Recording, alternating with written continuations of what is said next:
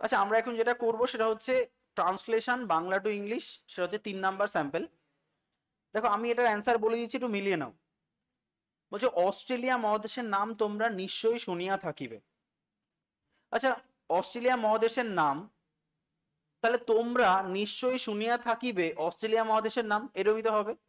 তাহলে অবশ্যই you must have, তাই না? You must have heard, you must have heard the name of, you must have heard the name of the continent of Australia. The Australia continent লিখবে না কিন্তু, the continent of Australia. You must have heard the name of the continent of Australia. তাহলে Australia মহাদেশের নাম তোমরা নিশ্চয়ই শুনিয়া থাকিবে। এই দেশ আবিষ্কারের সঙ্গে ক্যাপ্টেন কুকের নাম অমর হইয়া আছে। তাহলে আমরা কিভাবে সাজাতে পারবো? ক্যাপ্টেন কুকের নাম এই দেশ আবিষ্কারের সঙ্গে অমর হইয়া আছে। তাহলে দেখো, the name of Captain Cook, the name of Captain Cook মানে ক্যাপ্টেন কুকের নাম কি? Is is still, is still immortal, IMMORTAL। The name of Captain Cook is immortal, or একটা স্ল্যাশ দিয়ে লেখো, or still living, still living, or মানে is immortal or still living along with the discovery of this country। কি বললাম? the name of the Captain Cook is still living or immortal along with the discovery of this country। Clear? Next বলছে ইংল্যান্ডের একটি ছোট্ট গ্রামে 1278 খ্রিস্টাব্দে James cook যখন জন্মগ্রহণ করেন, তখন কেউ ভাবিতে পারে নাই যে এই শিশু পৃথিবীর মধ্যে এক দুঃসাহসিক নাবিক রূপে পরিচিত হইবেন। কত বড় দেখতে পাচ্ছ? তার মানে দেখো, এটাকে বলতে পারি যে কেউ তখন ভাবিতে পারে নাই যে এই শিশু ভবিষ্যতে একজন বিখ্যাত নাবিক পরিণত হবে, যখন তিনি এত খ্রিস্টাব্দে ইংল্যান্ডে জন্মগ্রহণ করেন। এরকম ভাবেই তো ইংলিশটা হয়। আবার বলছি, এখানে কি বলছে? ইংল্যান্ডের একটি ছোট্ট গ্রামে জেমস কুক জন্মগ্রহণ করেন, তখন কেউ ভাবতে পারেনি যে এই শিশু পৃথিবীর একজন দুঃসাহসিক নাবিক রূপে পরিণত হইবে। তাহলে এটাকে আমরা এরকম ভাবে লিখবো, তখন কেউ ভাবতে পারেনি যে এই শিশু পৃথিবীর বিখ্যাত নাবিক রূপে পরিণত হইবেন, যখন এই শিশু এত খ্রিস্টাব্দে ইংল্যান্ডে জন্মগ্রহণ করেন। না হলে হবে না, তাই না? তাহলে লেখো,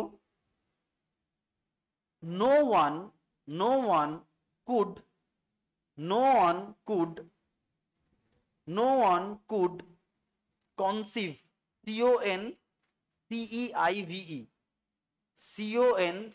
CONCEIVE, no one, no one could conceive, no one could conceive that, no one could conceive that মানে তখন কেউ ভাবিতে পারে নাই, no one could conceive that যে this child, এই শিশু, this child would be famous। আচ্ছা, একটা জিনিস বলে দিই, উড অর্থটা কখন প্রয়োগ হয়? এক্সপেকটেশন। সবসময় মাথায় রাখবে যে আমি কাউকে নিয়ে কিছু একটা বিরাট এক্সপেকটেশন করছি, তো আমি সবসময় আই উড এক্সপেক্ট, মানে আমি এক্সপেক্ট করছি, যখন উড কথাটা প্রয়োগ হয়। তাহলে this child would be famous, this child would be famous as a most daring sailor, this child would be famous as a most daring sailor, sailor। তাহলে তখন কেউ ভাবিতে পারে নাই যে এই শিশু এক দুঃসাহসিক নাবিক রূপে পরিণত হইবেন। when, যখন সে জন্মেছিল, when James Cook, when James Cook was born, when James Cook was born at a small village, when James Cook was born at a small village, কোথায়? In England, in 1278 AD। তাহলে কি বলা হলো? No one could conceive that, কেউ এটা ভাবিতে পারে নাই যে দিস সেইলর বা this child would be familiar বা famous as the most daring sailor in the world when James Cook was born in at a small village in England in 1278 AD. আচ্ছা, কুকের পিতা একজন কৃষক ছিলেন, সব থেকে কঠিন word. Cook's father was a farmer. Cook's father was a farmer. ছেলেবেলায় কুকের লেখাপড়া তেমন কিছু হয় নাই। লেখো Cook could not have much education. Cook could not have much education in his early life. Cook could not have much education in his early life. Cook could not have much education in his early life. গ্রাম্য বিদ্যালয়ে মোটামুটি লিখিতে পড়িতেও সহজ অঙ্ক কষিতে শিখিয়াছিলেন।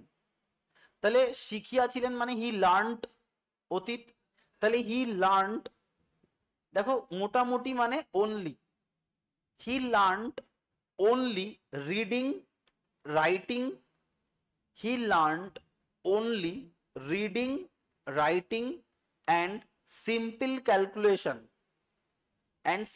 calculation in village school. He learned only reading, writing and simple calculation in village school. ঠিক?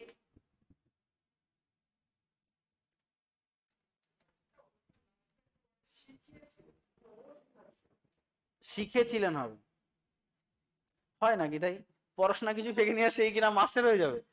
আর ভুল হয়েছে, ঠিকই আমারই ভুল, তোমার ওই জন্য তোমার ট্রান্সলেশনটা ভুল হয়েছে, তুমি ওটা করেছো। তাহলে তো হি টট হয়ে যেত।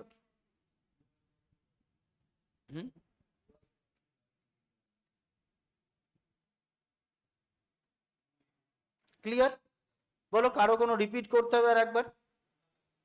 নেই তো?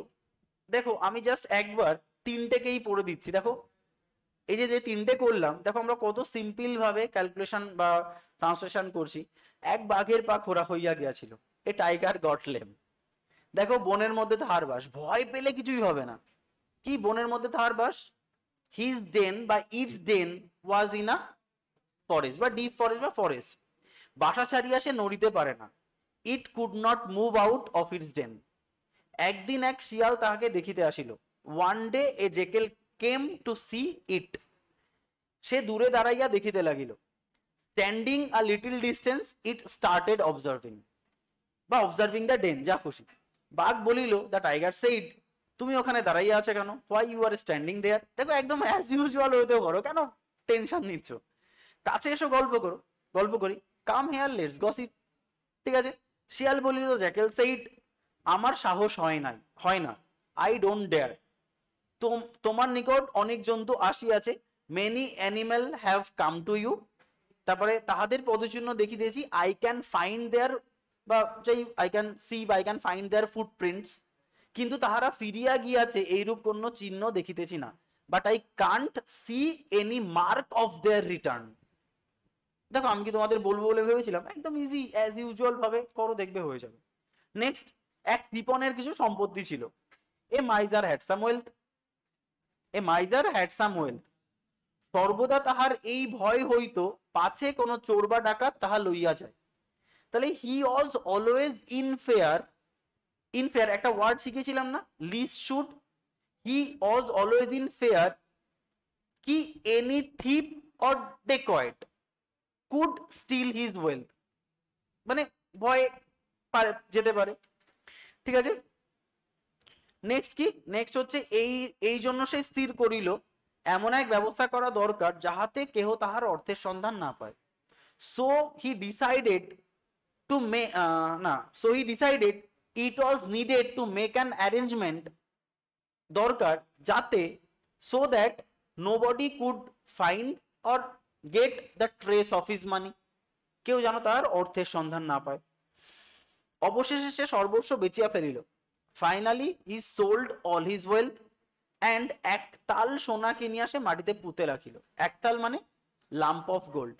Buying a lump of gold it kept it under the ground. ঠিক আছে, কিন্তু এইরূপ করিয়া সে নিশ্চিত হতে পারল না।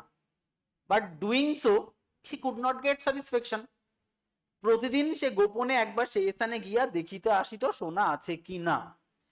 He secretly use to go there to see whether his wealth was there or not. যা খুশি বলো না, একটা বললেই হবে। ঠিক আছে, এই তো ব্যাপার। এরকম ভাবে আস্তে আস্তে করে দেখবে জিনিসগুলোকে খুব লাইভলি নাও, ভেতর থেকে এমনিই বেরোবে। হয়তো আমি এরমই লিখিয়েছি তোমাদের, তাই না? হয়তো এইটাই লিখিয়েছি, মানে আমি মাইন্ডে রেডি হয়ে গেছে পুরো সিস্টেমটা। তো এটাই, এরকম ভাবে একটু করো, দেখো কত ইজি হয়ে যায়।